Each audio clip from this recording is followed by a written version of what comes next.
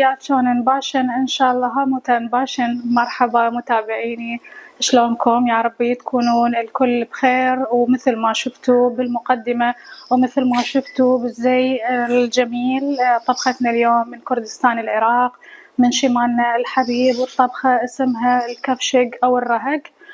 طبخة لذيذة جدا وإن شاء الله تعجبكم، ومكوناتها موجودة بكل بيت، وأكيد انتبهتوا على هذا الزي الكردي الجميل. هو طبعا من الطرفة أنه أنا كلش أحب ومن الأشياء الجميلة أنه أنا كلش أحب الأشياء الخشخشة، وأحب الأشياء البراقة واللي بيها ترتر وسبحان الله اليوم فول ترتر وفول أشياء خشخشة. نجي للطبخة مال اليوم. مكوناتها هي من الرز، إما الرز الكردي أو الرز التركي اللي هو يصير تقريبا مثل ما نقول بالعامية مدعبل أو شكل كروي، وإذا ما متوفر فعادي نستخدم الرز البسمتي. وعندنا هنا الخضار اللي نستخدمها، عندنا البصل والطماطة والبطاطا والليمون شرائح كلها نقطعها شرائح. وعندي هنا اللحم المفروم مثل ما تشوفون هنا، تكون كمية الرز تكون كمية اللحم ضعف كمية الرز. وعندي هنا مثل ما تشوفون زيت نباتي، وعندي هنا ثوم مهروس، وعندي هنا الملح، وعندي هنا تشكيلة من البهارات، 7 بهارات، بهارات جدر وفلفل أسود وكمون وكاري ودارسين شوية أو قرفة، وعندي هنا الفلفل الأسود. هسه نجي لطريقة العمل. مثل ما تشوفون هسه نجي أول شي ناخذ هذا الرز، بس أنا طبعا دائما لازم أنسف الشي أغسله وأرجع لكم لأن ناسي أغسله. أوكي، هسه نجي متابعيني للطبخة مالتنا. طبعا أكيد ما ننسى نلبس الجفوف، والرز غسلناه.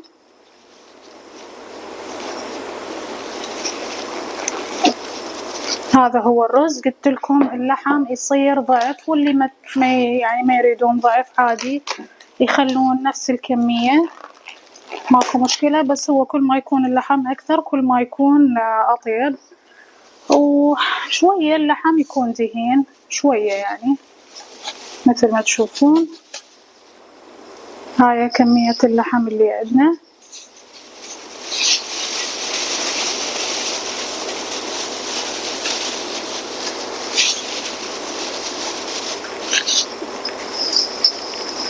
وهسه نضيف البهارات كليتها. عندي هنا ثوم مهروس همين نضيفه، والملح تقريبا شيله هنا وتقريبا نص وياها كلش كافي. هسه نجي نهرسه أو عفوا نعجنه.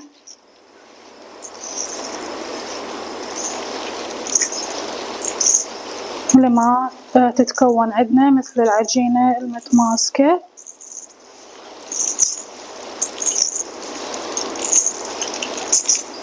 هاي مثل ما تشوفون هذا اللحم والرز دا أحاول أعجنه حتى يتكون عندنا عجينة متماسكة. الردم طبعا ضوجتني.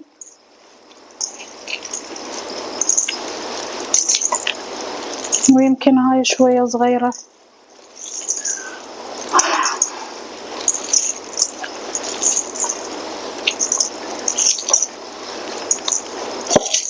بدأت تقريبا تتشكل عندنا.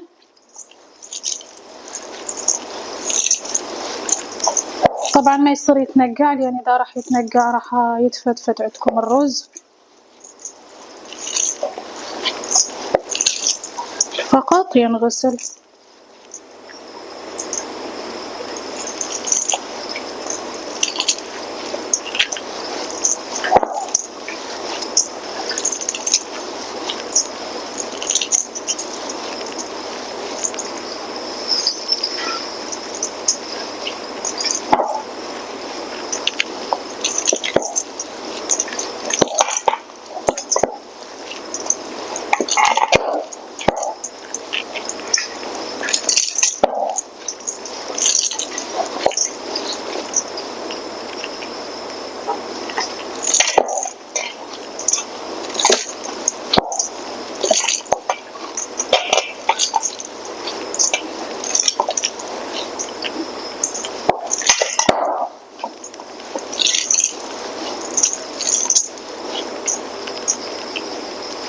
العجن مالتها ونرجع لكم. هسه متابعيني بعد ما عجناها عجنة مضبوطة نجي نحضر الجبر مالتنا.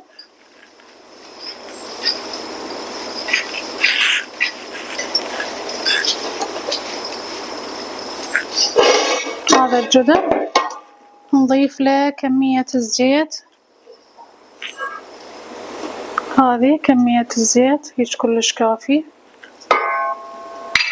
هاي الكمية مثل ما تشوفون، لأن أصلا هو اللحم بزيت وما أريد أسويها يعني شي دسم كلش. أول شي نبدي نرص البصل، أول شي عندنا نبدي برص البصل بالقاعدة، هاي أول فقرة.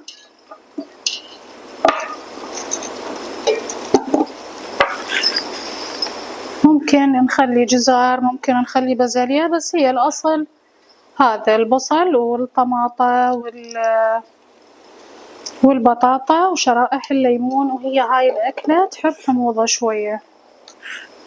هاي هنا عندنا بعد ما رصينا البصل نجي بعدها الطماطة. طبعا هاي الطماطة مثل ما قلت لكم مرة انه ما احب بها لا القشور ولا احب البذور مالتها، فدائما اقشرها والبذور مالتها ازيلها على المي. هاي هنا عندي هاي اقراص الطماطة مثل ما تشوفون، هاي هنا هيجي. وهسه عندنا نجي على البطاطا اخر شي.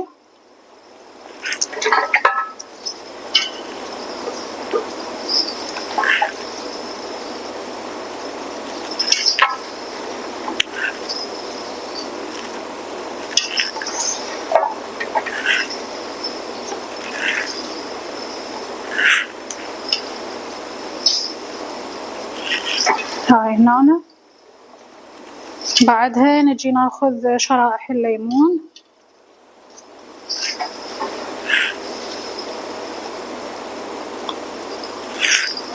وهيج كملنا كل الكمية. بعدها نجي ناخذ هذا المزيج مال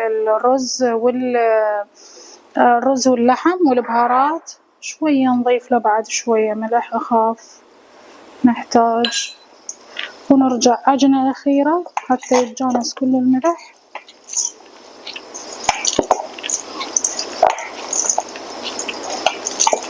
مثل ما تشوفون هيج كلش كافي.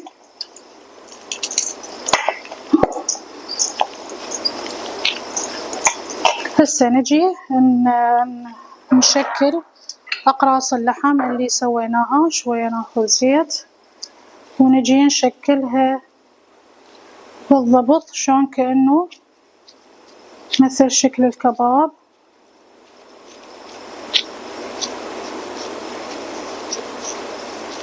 بهاي الطريقة بس نتأكد انه الرز تماما.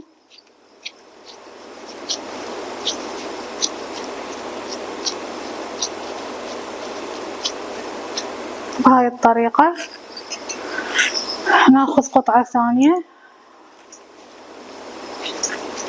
نشكلها وياكم.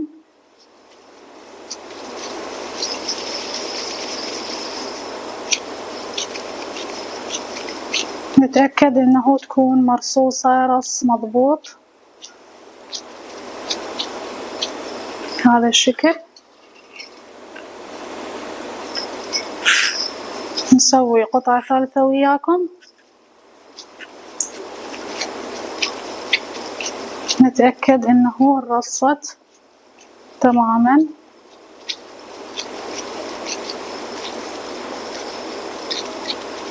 شلون ترتيب الكبة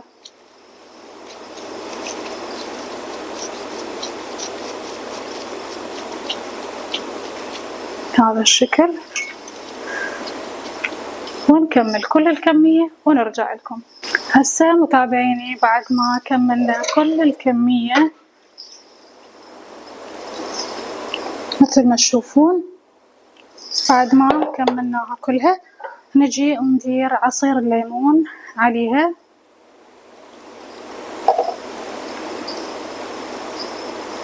تقريبا ليمونة ونص متوسطة الحجم. وهسه نحضر لها مي فاير ونحولها على الطباخ وتابعوا كل الخطوات. هسه هنا بعد ما خلينا على النار للجدر نضيف له المي الحار، نضيفه بكمية تكون بمستوى اللحم مو أزيد من مستوى اللحم.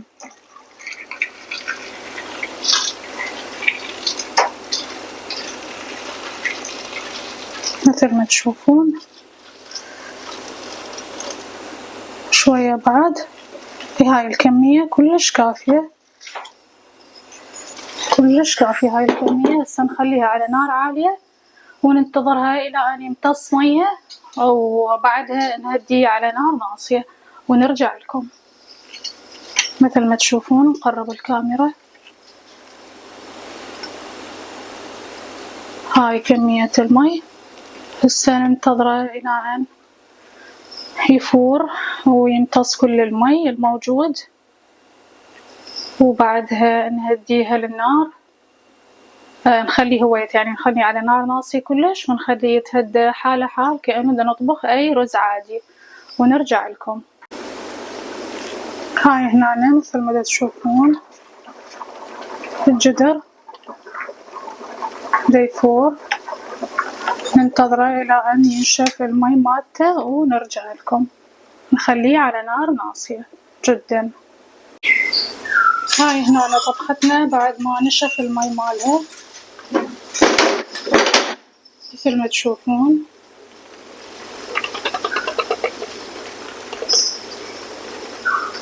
هسه نجي نشوفكم ناخذ قطعة من عندها، تشوفون إنه القطعة هي ما متفلشة. هاي القطعة هاي هذا صار شكلها، وننتظرها تتهدى وبعدها نرجع لكم حتى نفرغ وياكم الطبخة. تابعوني. وهاي متابعيني بعد ما قلبنا الجدر هسه نشوفه وياكم. بسم الله ما شاء الله يخبر مثل ما تشوفون، بس ما أعرف ليش صار على اتجاه واحد مثل ما تشوفون. وهذه هي طبختنا أكلة الكفشق أو أكلة الرهق الكردية، كلش ثقيلة. هاي مثل ما تشوفون هذه طبختنا، وتابعوا كل جديد، وشكرا لمتابعتكم. شكرا لكم.